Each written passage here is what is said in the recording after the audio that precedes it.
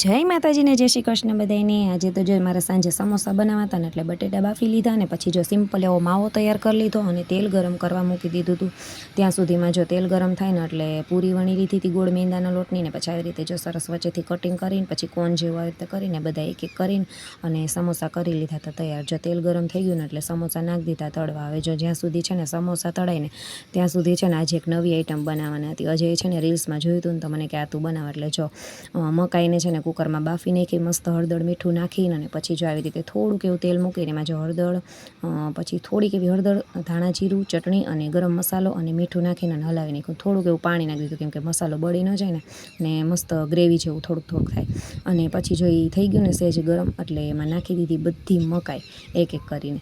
પછી જો સરસ કરીને અને બધી છે ને હલાવી લીધી ને મસાલો છે ને એકદમ મિક્સ કરી લીધો। પછી છે ને માથે થઈ ગયું ને મિક્સ એટલે માથે નાખી દીધું મસ્ત લીંબુ અડધું એવું લીંબુ નીચવી દીધું અને પછી જો કોથમરી ઝીણી ઝીણી સરસ સુધારીને અને આવી રીતે મસ્ત ડીશ કરી લીધી સર।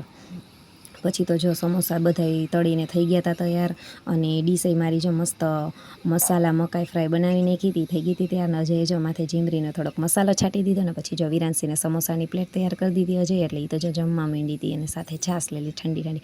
પછી અમે થઈ ગયા હતા ફ્રી એટલે અમે લોકો જો નીકળી ગયા હતા જમીન આટો મારવા માટે। આજે હતો સન્ડે એટલે અમે લોકો જો ઠંડુ સોડા અને આઈસ્ક્રીમ ને એવું કંઈક નીકળ્યા હતા પીવા માટે। ત્યાં અમે છે ને કેફેમાં આવી ગયા ને અમે જો બે બેનપણીઓએ મસ્ત થીક શેક મગાવ્યો ને છોકરીઓએ છે ને આઈસ્ક્રીમ મગાવી લીધો અને આઈસ્ક્રીમ ખાવો તો એટલે એ લોકોએ આઈસ્ક્રીમ મગાવ્યો અને મેં જો મસ્ત શેકનો ટેસ્ટ કર્યો। મેં કીધું મસ્ત છે નવી જગ્યાએ આવ્યા હતા ને એટલે પહેલો ટેસ્ટ કરવાનો હતો।